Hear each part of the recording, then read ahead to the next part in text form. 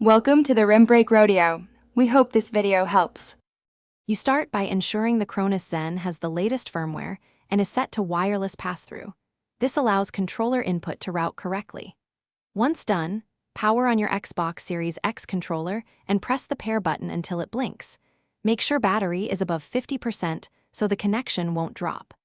Plug Zen into your PC with USB-C and launch Zen Studio so the device is recognized and ready to accept a new controller profile. This prepares everything for the wireless bind. Now you bind the controller.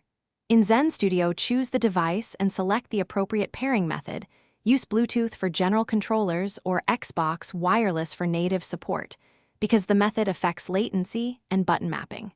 Put the Cronus Zen into pairing mode following its prompts, then press the Xbox controller's pair button until Zen Studio lists it.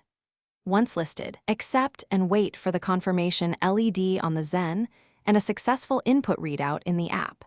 This verifies uptime and correct mapping before you disconnect the USB.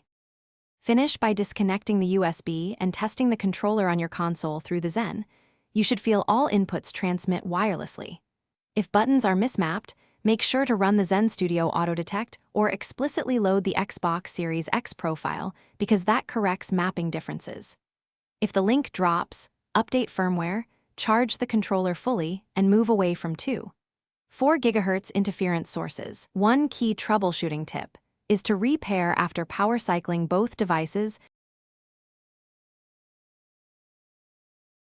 Thanks for watching. Consider subscribing if we helped you.